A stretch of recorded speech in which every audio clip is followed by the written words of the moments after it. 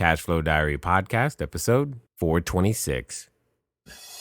Welcome to yet another exciting episode of the Cash Flow Diary Podcast, the podcast that teaches you insider tips, tactics, and strategies for creating leverage streams of cash flow into your life. Learn from top-performing entrepreneurs, business owners, investors, and thought leaders from across the globe as they share their secrets to success. Like what you learn on this and other Cash Flow Diary podcast episodes? Go to learninvestingnow.com and sign up to receive powerful tips and information that will help you succeed as an entrepreneur and investor. Now, here's your host, investor, entrepreneur, business owner, educator, speaker, author, and master facilitator of Robert Kiyosaki's cash flow game, Jay Massey. All right, ladies and gentlemen, welcome to another episode of the Cash Flow Diary Podcast. I'm your host, Jay Massey, and I'm glad that you're here today because we're going to talk about one of those topics that I believe, and I know you are beginning to believe or deepening your belief on, that is required, absolutely mandatory. Think of it as a prerequisite for throwing your hat in the ring if you ever want the title of successful entrepreneur. It's something that you must learn to do. Otherwise, you won't be around long. You're like, what are you talking about, Jay? Well, today we're going to be talking about, leadership development. And more importantly, we're going to go beyond the label. What you're like, what does that mean? Well, I'm talking about how important is it? More importantly than that, what is it? And can it be taught? Can it be learned?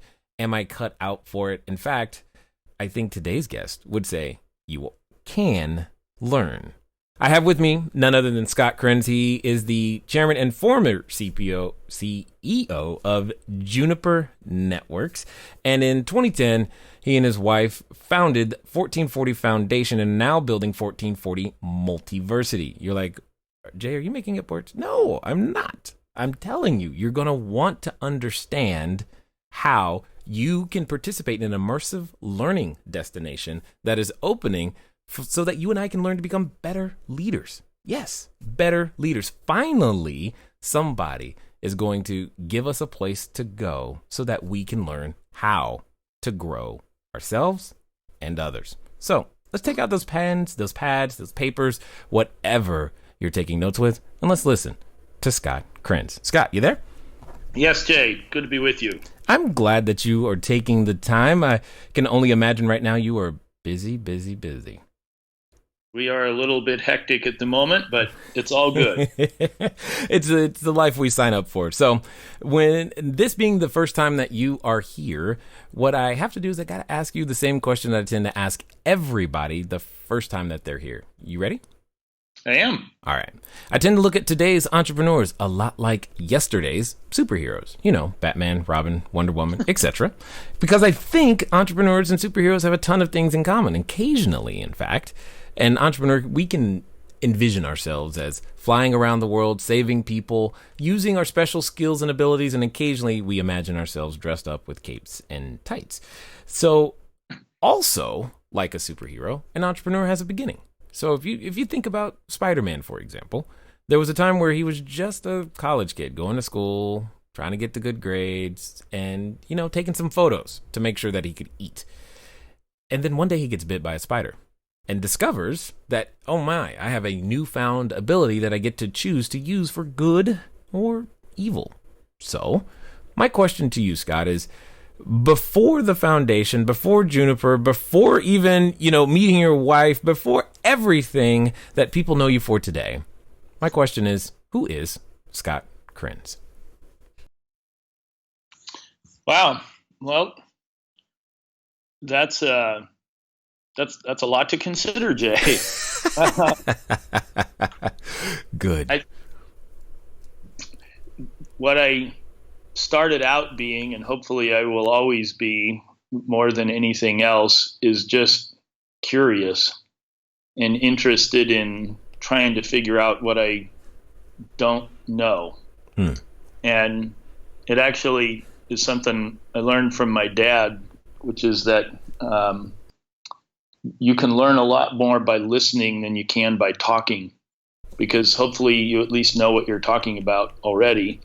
And it's by looking and listening that you can learn what maybe you didn't know or didn't understand as well. So I don't claim any perfect discipline at doing that, but it's what I suppose would hope to remember before growing up and going out into the world.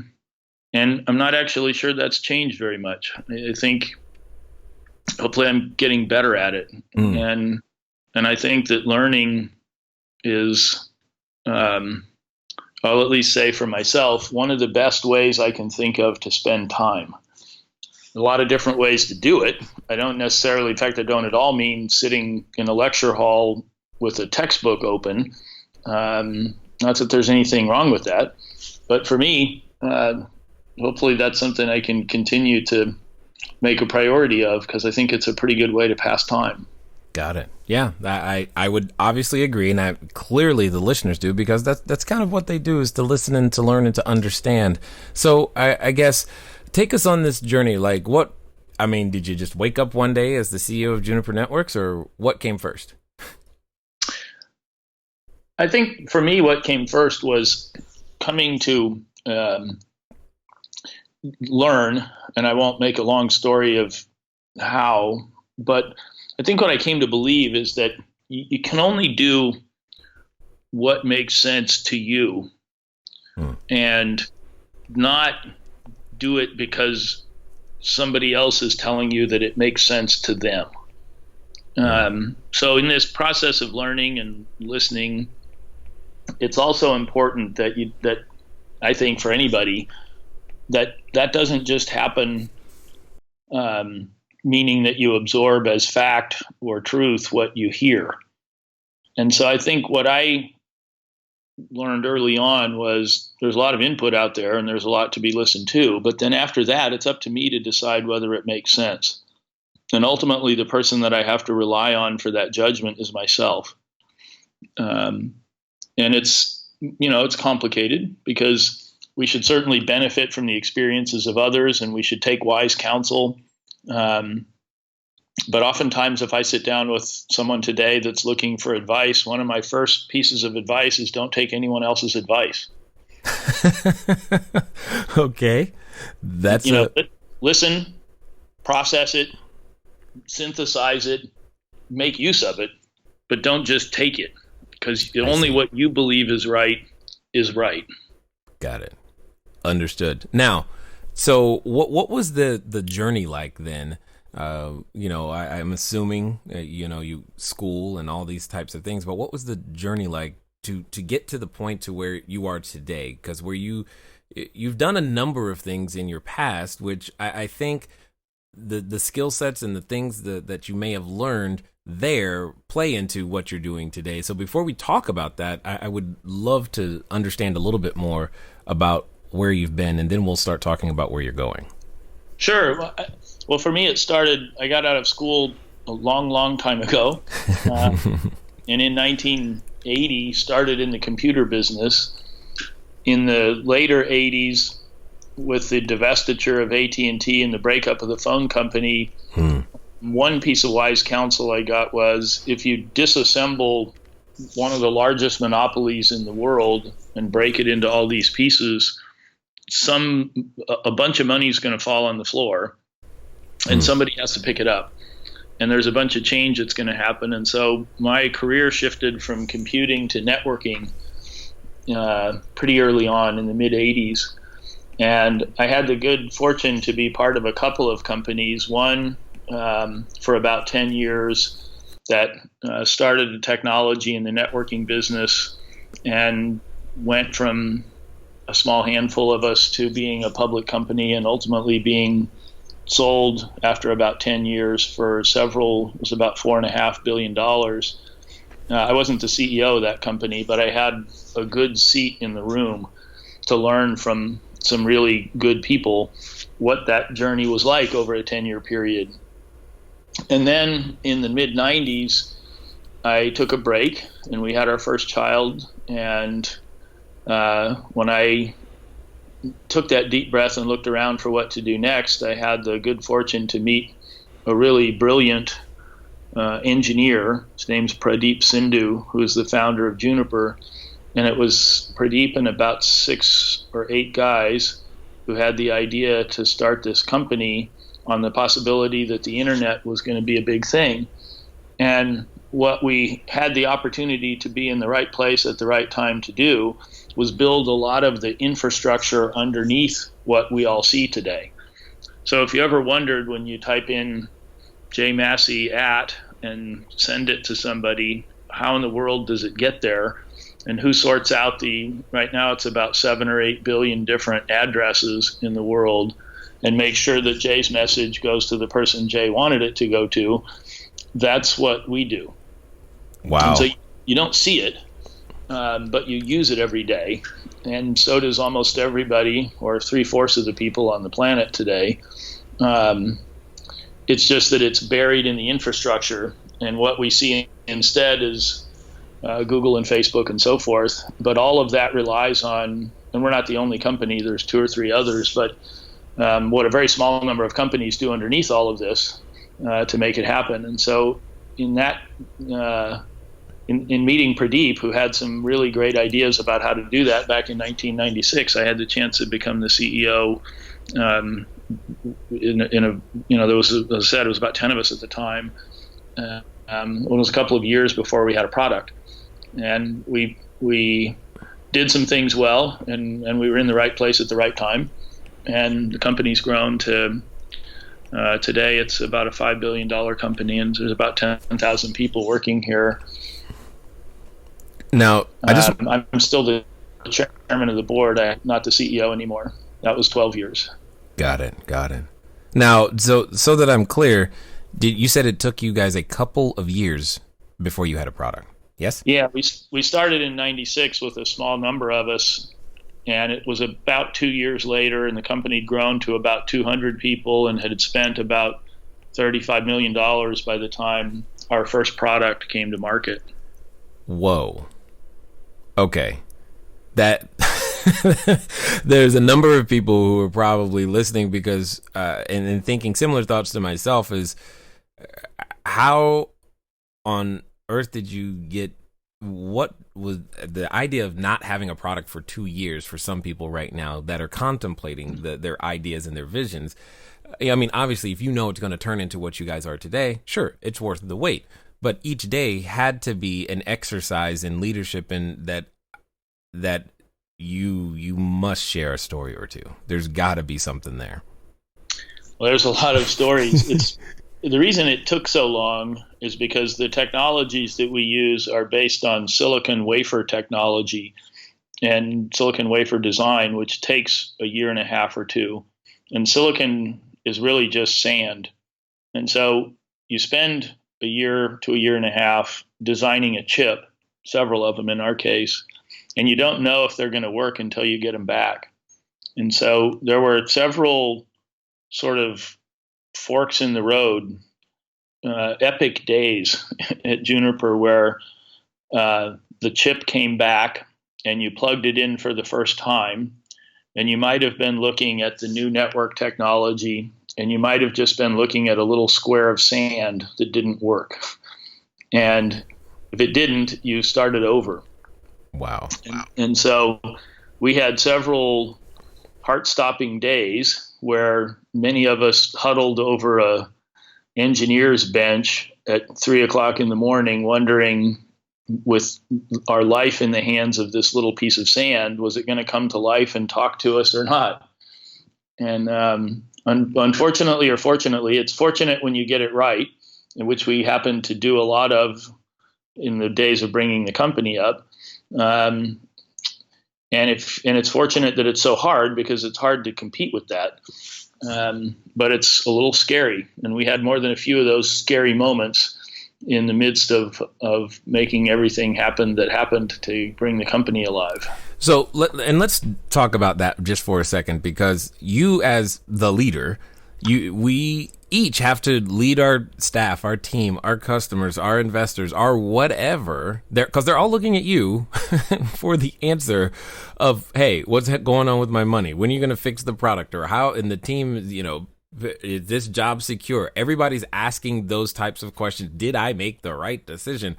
All of those things are questions that are going through the respective parties' minds as this is happening.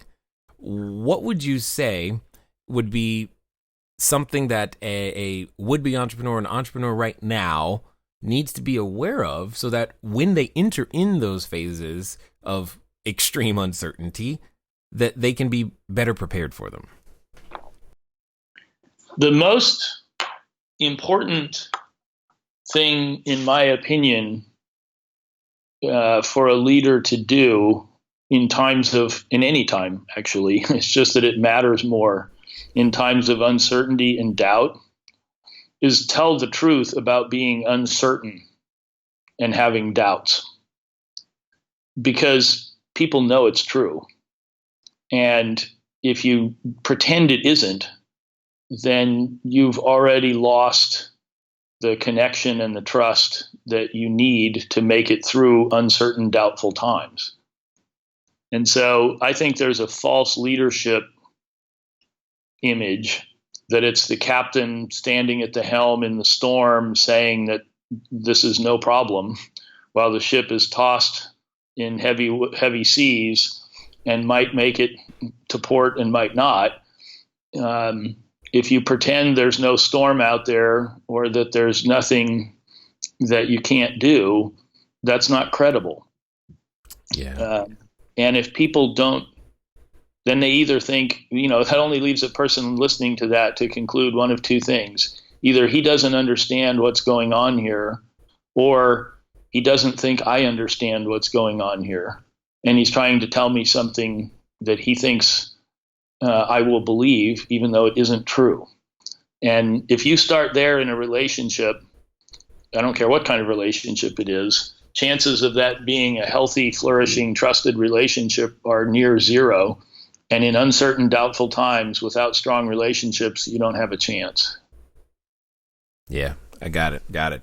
So, in essence, you're saying you're basically giving us the permission to say, I don't know. I don't know, and if it's true, I might be scared to death. Oh, not only do I not know, but I'm scared to death too. Okay, got it. If this doesn't work, if this piece of silicon turns out to be dead sand, then we're in really bad shape.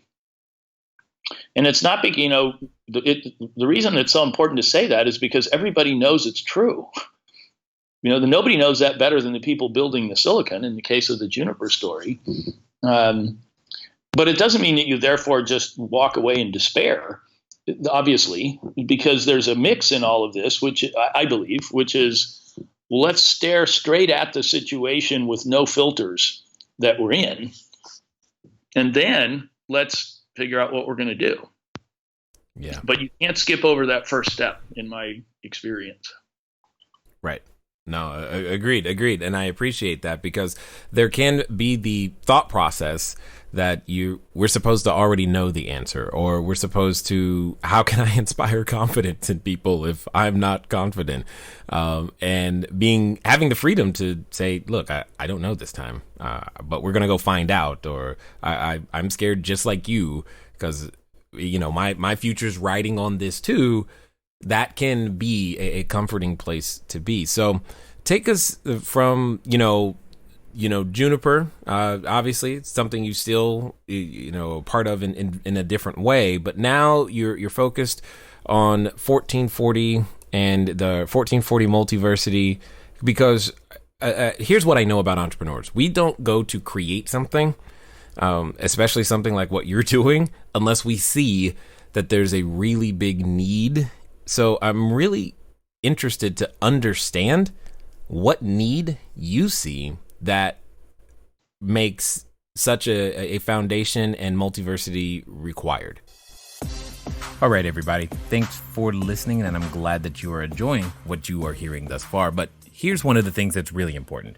one of the most important things that you can do is get started. One of the things that I've said before, and I say again, once you get started, stay started. But more importantly, there can be lots of roadblocks to getting started. So what we're going to do is we're going to remove one of those roadblocks for you and make it a little bit easier. Because the thing that I don't want to stop you is thinking, do I need a local number? How about a long distance number? Or should it be 800? How on earth am I going to make that happen so that people can contact me as I'm out there building my business, making my cash flow grow? But most importantly, understanding that it doesn't have to be difficult.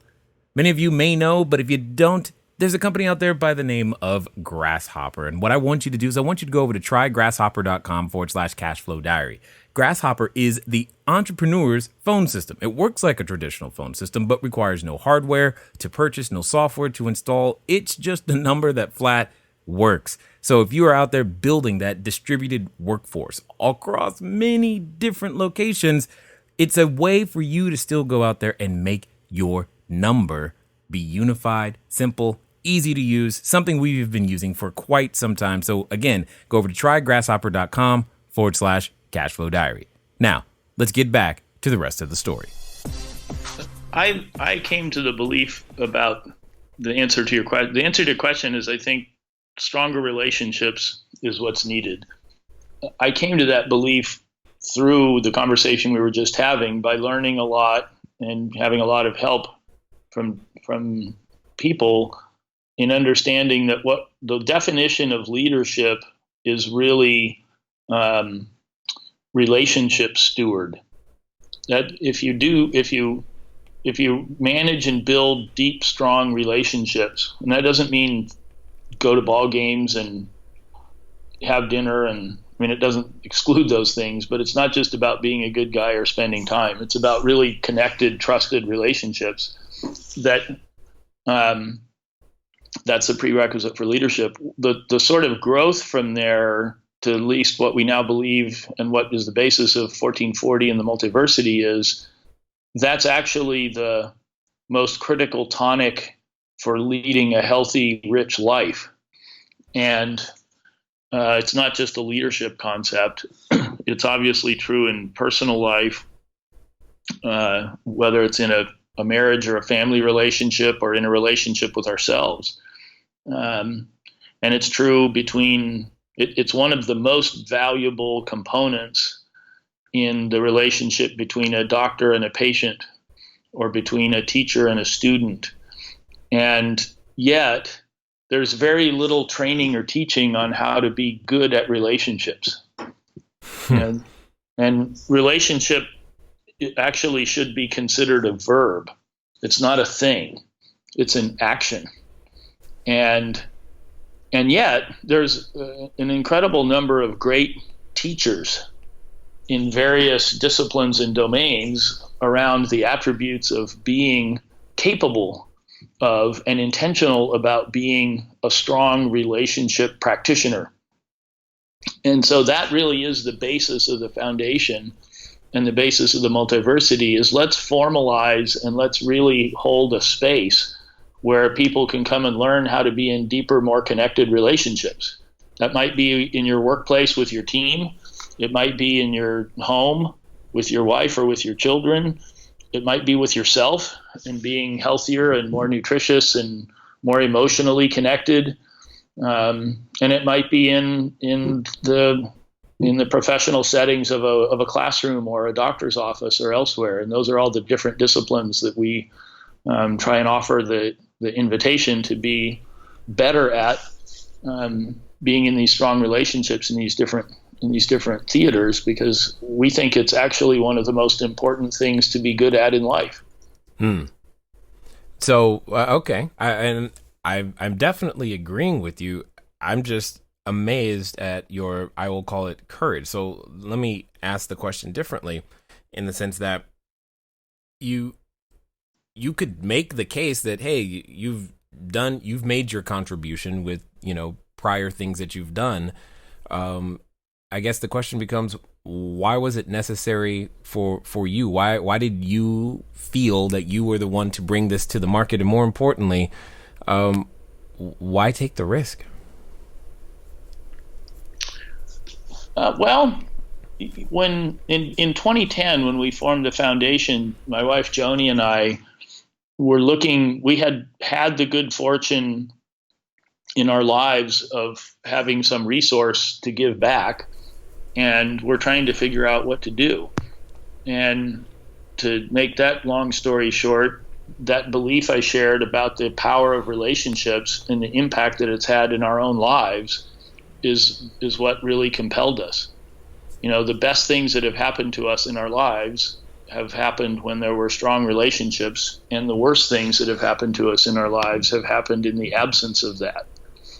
And so we felt like it was the thing that we'd been most touched by.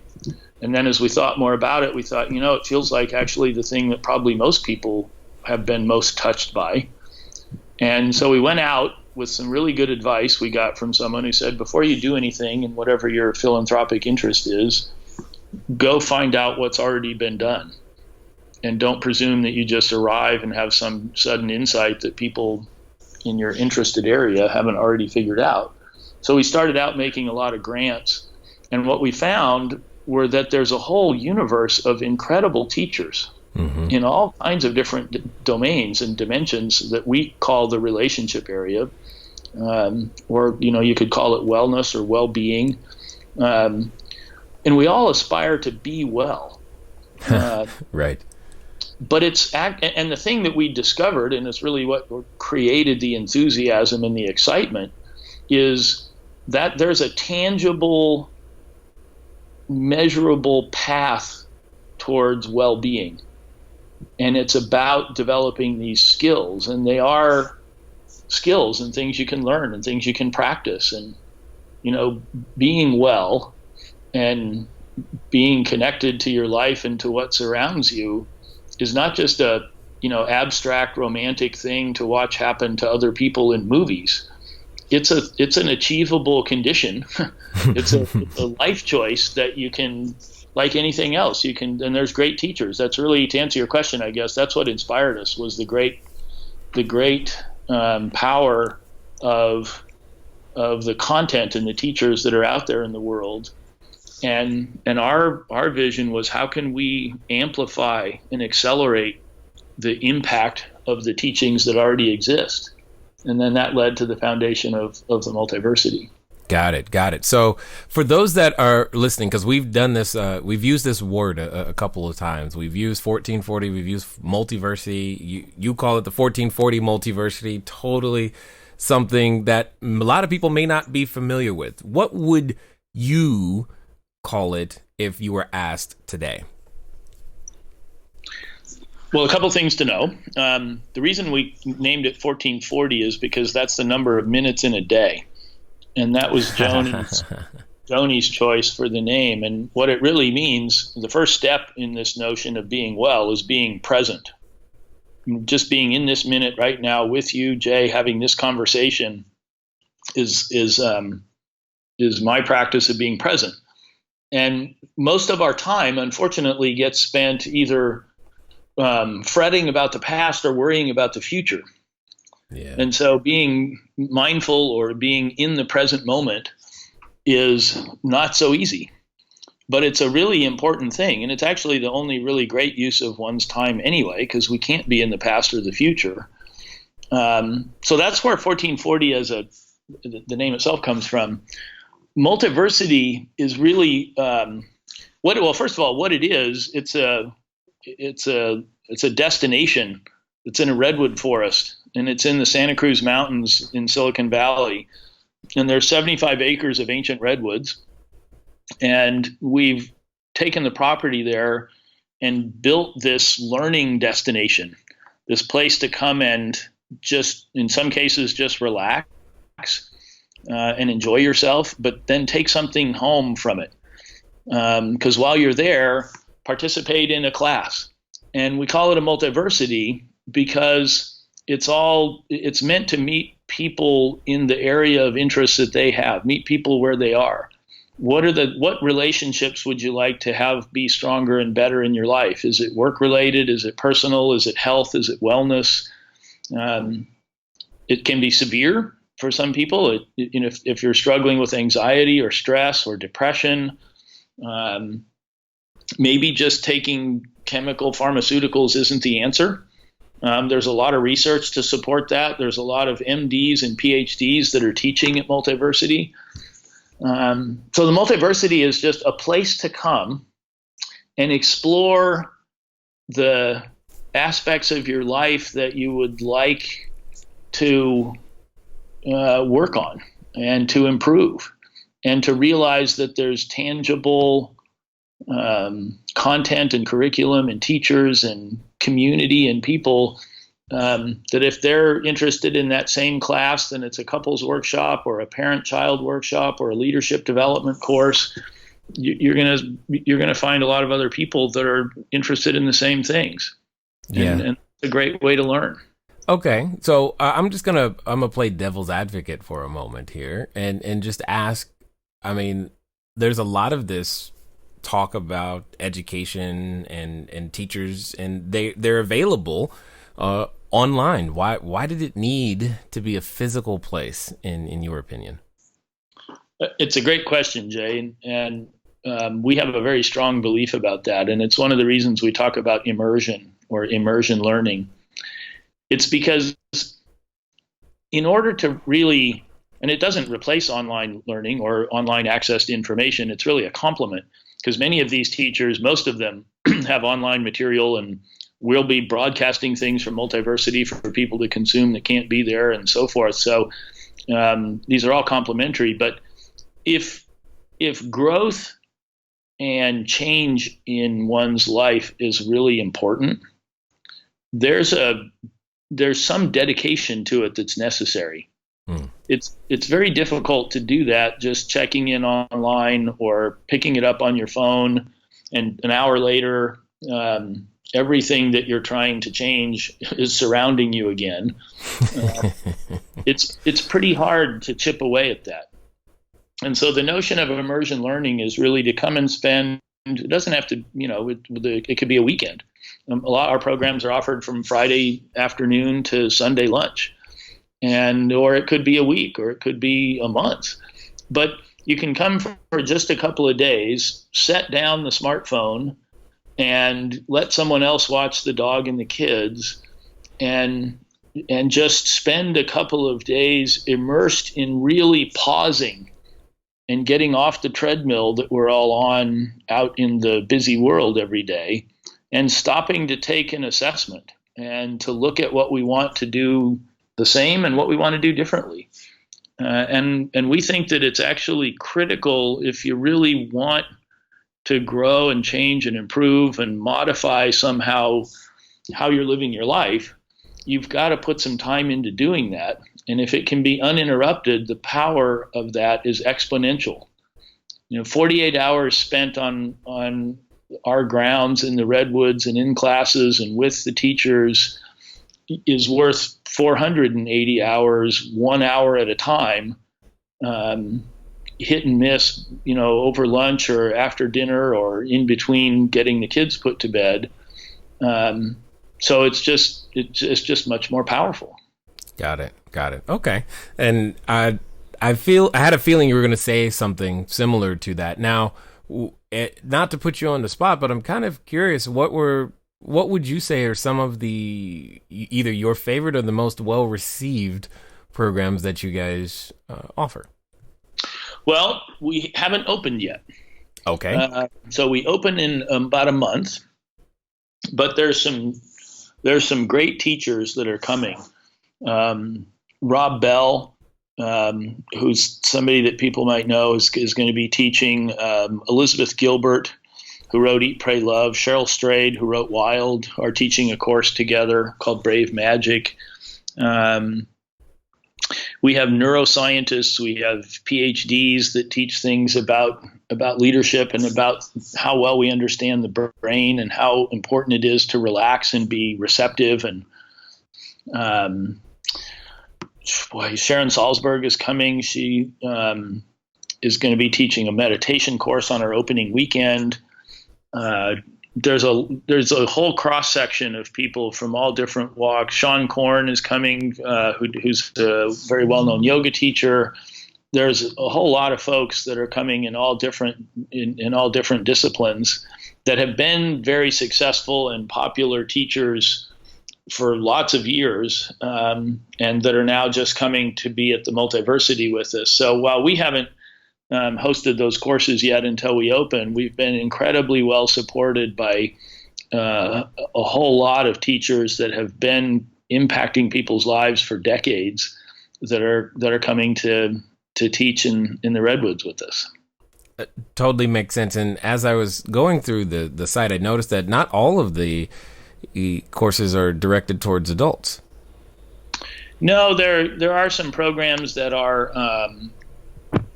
in fact, the opening weekend, we have some programs on parent-child. So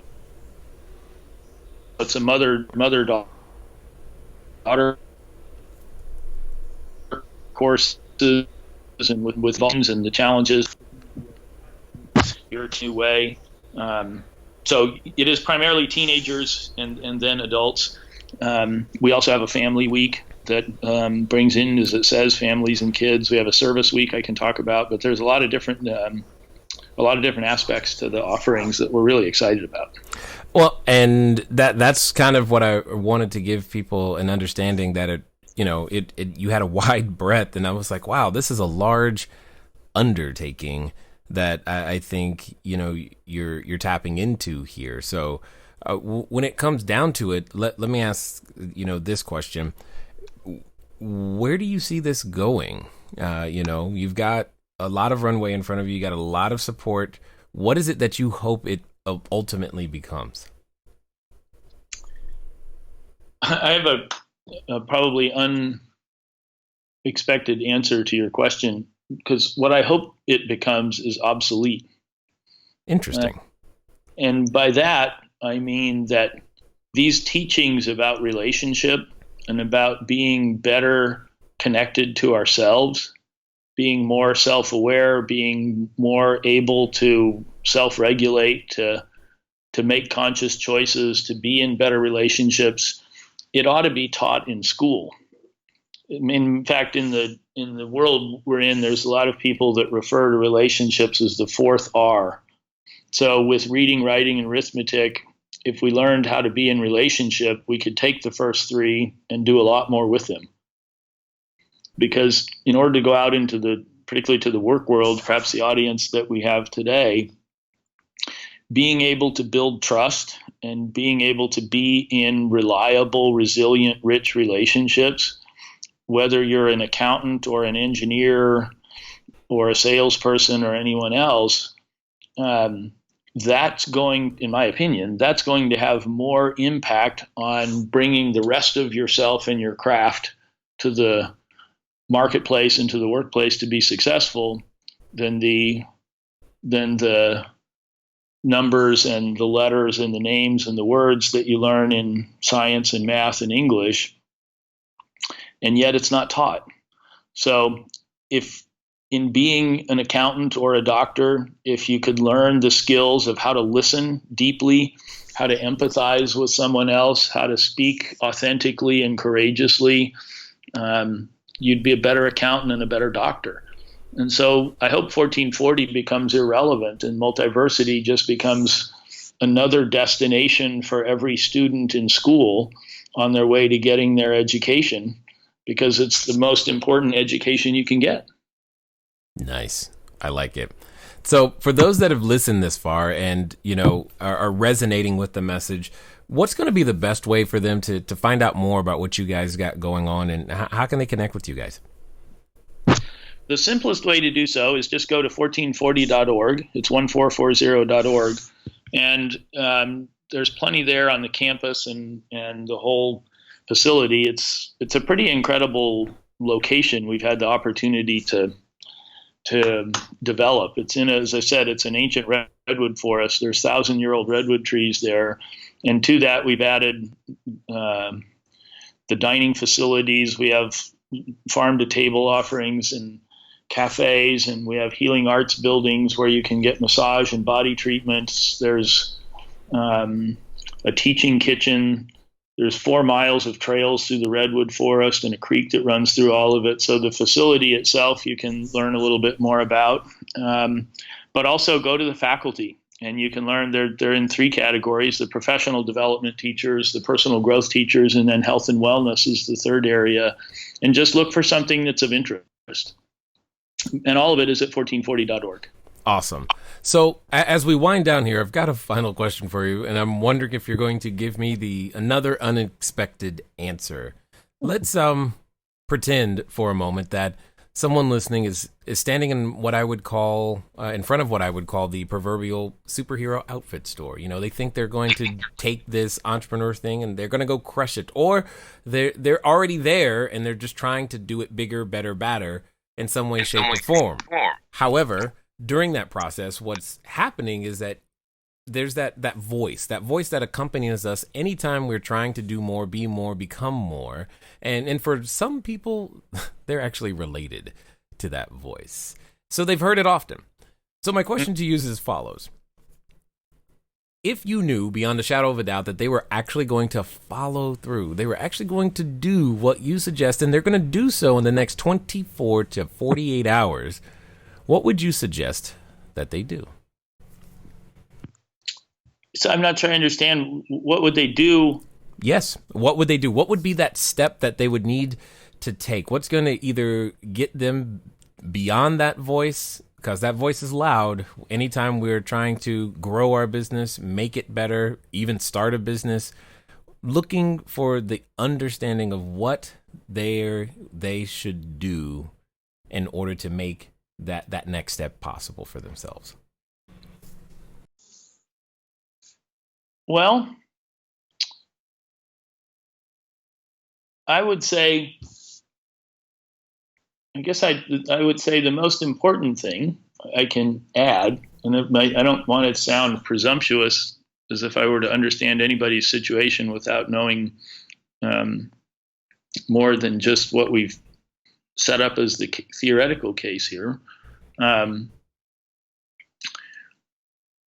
Look really courageously and authentically and truthfully at yourself and what you are and what you wish you were but aren't, and be willing to stare at that, and this is the critical part, then admit it to someone else and ask them help.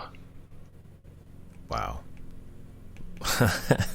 Yeah, that's kind of... go ahead. And the real worrisome condition would be if you didn't think you needed any. Then you really need it. Totally understood. Yeah, that one's good. I like it. I definitely want to say that I appreciate what you guys are doing. I'm glad that someone's taking it on. And thank you for taking the time to share your knowledge, your insight, as well as your wisdom here with us today at the Cashflow Diary, sir. Thank you, Jay. I've enjoyed it. All right, ladies and gentlemen, you know what time it is. It's time for you to move at the speed of instruction. What does that mean? Get over to 1440.org. That's 1440, all the numbers, .org. Because you know you heard something. You learned something. You want to learn more somethings and become a bigger, better, better version of you. And well, now you have a great destination to go to. Ladies and gentlemen, it's been fun talking to you today. I look forward to talking to you soon. Until next time.